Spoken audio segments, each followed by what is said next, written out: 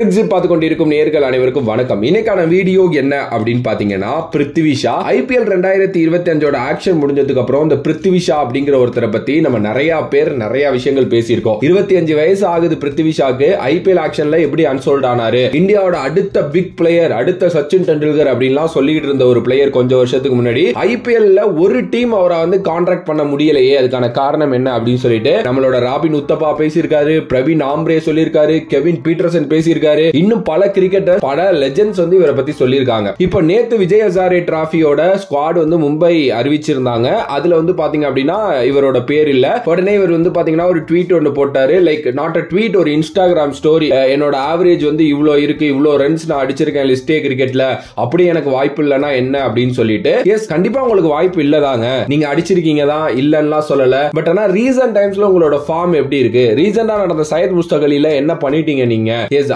Obviously எனக்கு அதை பார்த்தப்போ வந்து அப்படிதான் இருந்துச்சு. ஃபுல்லா இந்த வீடியோல பிருத்திவி ஷா இப்படி ஆனதுக்கான காரணம் அண்ட் அவரை எந்த அளவுக்கு எக்ஸ்பெக்ட் பண்ணாங்க, இப்போ எப்படி ஆயிட்டாரு அண்ட் திருப்பி கம்பேக் கொடுப்பாரா மாட்டாரா, இது எல்லாத்தையும் பத்தியும் ரொம்ப தெளிவா பேசலாம். கண்டிப்பா இந்த வீடியோ உங்க எல்லாருக்குமே பிடிக்கும். அண்ட் இந்த வீடியோ இந்த ஸ்டாட் இதெல்லாம் தாண்டி கொஞ்சம் எமோஷனலாகவும் ஆப்வியஸ்லி சில லைஃப் அட்வைஸ் கொடுக்குற மாதிரியும் தான் இருக்க போகுது அப்படின்னு நான் நினைக்கிறேன்.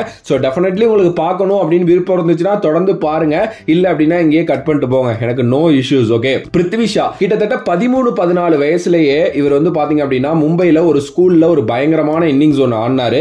500+ ரன் தனியாளா நின்று அடிச்சாரு அப்படின்னு நினைக்கிறேன். அது வந்து சச்சினோட ரெக்கார்டை முறியடிச்சிட்டாரு அப்பையில. ஸோ அப்பவே இவரை பத்தி எல்லாருமே பெருசா பேச ஆரம்பிச்சாங்க.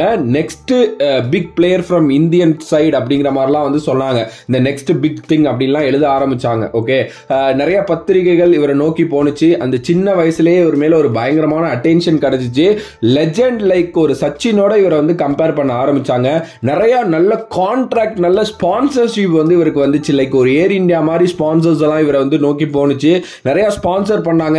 அண்ட் அந்த அளவுக்கு ஒர்த்தான ஒரு பிளேயர் தான், நான் இல்லைன்னா சொல்லவே மாட்டேன். அதுக்கப்புறம் வந்து இந்தியாவோட அண்டர் 19 ஸ்குவாடுக்குள்ள போனாரு. அங்க நல்லா சூப்பரான பெர்ஃபார்மன்ஸ் பண்ணாரு.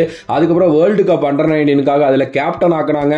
அங்க போயிட்டு ரொம்ப நல்லா பண்ணி அங்கேயும் வந்து பாத்தீங்கன்னா கப் அடிச்சுட்டு வந்தாரு. எப்பா இவர் வேற லெவல்பா அப்படிங்கிற மாதிரிலாம் நம்ம யோசிச்சுட்டு இருந்தோம்.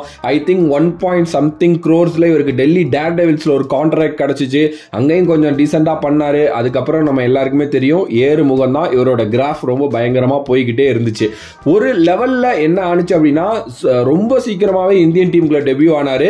டெபியூ ஆன வருஷமே வந்து பாத்தீங்கன்னா அந்த முதல் மேட்சே டெஸ்ட்ல வந்து செஞ்சுரி அடிச்சாரு. 18 வயசு தான் அந்த டைம்ல அவருக்கு. ஐ திங்க் ஒரு டெஸ்ட்ல இந்தியன் பிளேயர் சின்ன வயசுலயே செஞ்சுரி அடிச்சது பிருத்திவி ஷா அப்படிதான் நினைக்கிறேன். அதுக்கப்புறமும் வந்து இவருக்கு நிறைய வாய்ப்புகள் கொடுத்தாங்க. ஆனா இவரோட டிப் அங்க தாங்க ஆரம்பிச்சிச்சு. பிரவீன் ஆம்ரே இவரோட கோச், அதே மாதிரி டெல்லியோட கோச்.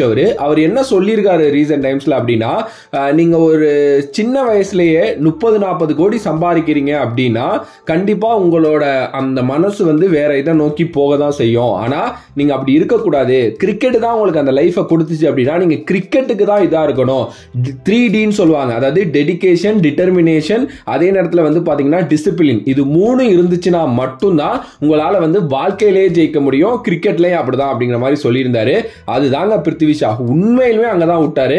எஸ், நீங்க ஒரு பிளேயர், இந்தியா ஆடுற பிளேயர், ஓகே, உங்க மேல ஒரு பெரிய எக்ஸ்பெக்டேஷன் வச்சிருக்காங்க.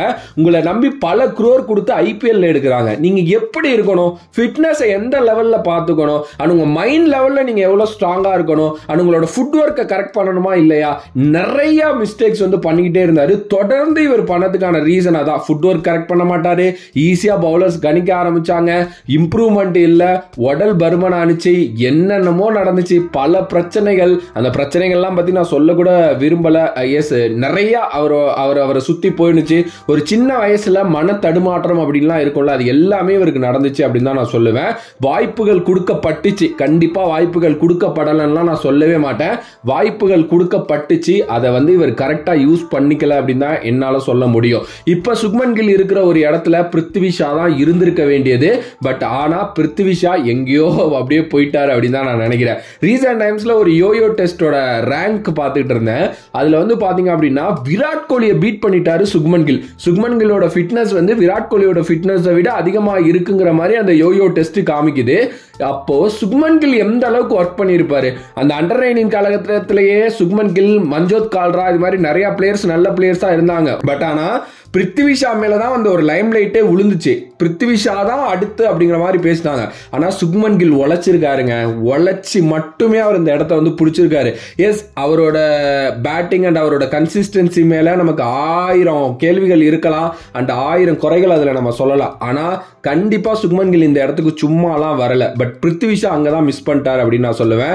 எஸ், பிரவீன் ஆம்ரே இன்னும் இவரை நிறைய கழுவி ஊத்தி இருந்தாரு. அதை பத்திலாம் நான் இங்க சொல்லவே விரும்பல. ஏன்னா அவர் என்னென்னமோ பேசிட்டாரு இவரை பத்தி. பட் அது கண்டிப்பா ஒரு கோச்சுக்கு வருத்தமா தான் இருக்கும். டிசிப்ளின் இல்லாததெல்லாம் ரொம்ப ரொம்ப ஒஸ்டான ஒரு விஷயங்க. சீரியஸ்லி இப்போ ஸ்ரேயஸ் ஐயர் நேத்து அதுதான் சொல்லியிருக்காரு. என்ன சொல்லியிருக்காரு அப்படின்னா, அந்த பையன் வந்து செம டேலண்ட், அந்த பையன் சூப்பரா கிரிக்கெட் ஆடுவான், அதெல்லாம் எல்லாமே ஓகே. ஆனா ஒர்க் எத்திக்ஸ் அப்படிங்கிற ஒன்று இருக்கணும். நீங்க ஒர்க் எத்திக்ஸ்ல கரெக்டா இருக்கிறீங்க அப்படின்னா நீங்க வந்து எங்கேயோ போயிடலாம். ஒர்க் எத்திக்ஸை கரெக்ட் பண்ண சொல்லுங்க பிருத்திவி ஷாவை.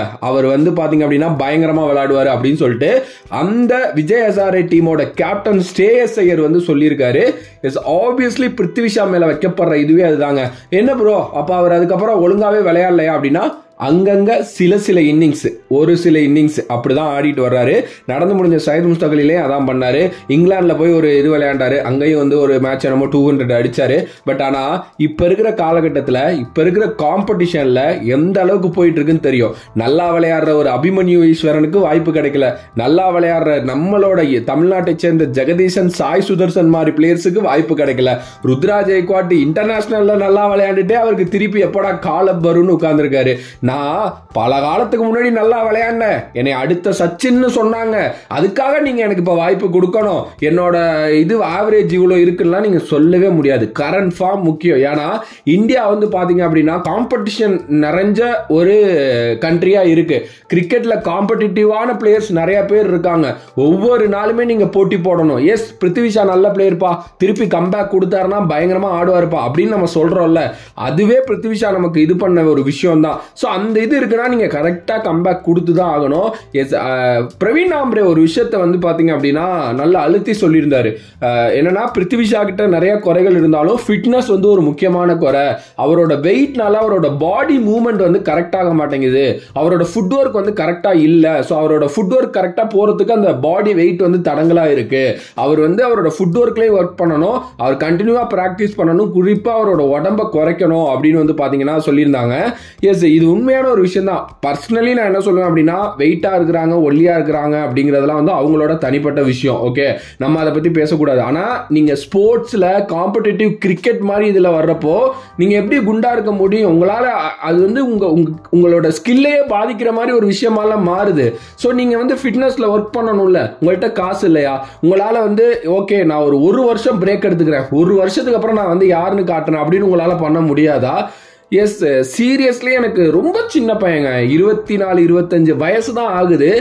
ஏன் இப்படி பண்றாரு என்னன்னே தெரியல. அவர் உழைக்காம இல்ல, நிறைய பண்ணிட்டு தான் இருக்காரு, நம்ம அதையும் பாக்குறோம். அவரு கண்டிப்பா மனதளவுல ரொம்ப பாதிக்கப்பட்டிருப்பாரு இந்த அன்சோல்டு விஷயம் நடந்தப்போ. சீரியஸ்லி இந்த பையன் ரொம்ப இம்மென்ஸான டேலண்ட், அதுல எல்லாம் எந்த ஒரு மாற்று கருத்தும் இல்லை. ஆனா நான் ஃபர்ஸ்ட்லயே சொன்னேன் பாத்தீங்களா, டெடிகேஷன், டிசிப்ளின், டிட்டர்மினேஷன், இது 3 இருந்தாதான் கிரிக்கெட்ல மட்டும் இல்ல வாழ்க்கையிலே ஜெயிக்கலாம். அது வந்து நம்ம எல்லாருக்குமே உரித்தான ஒன்றுதான். ஓகே, ஸோ ரொம்ப ரொம்ப ஃப்ரஸ்ட்ரேட் ஆயிட்டாரு அவர் அப்படிங்கிறது நல்லா தெரியுது.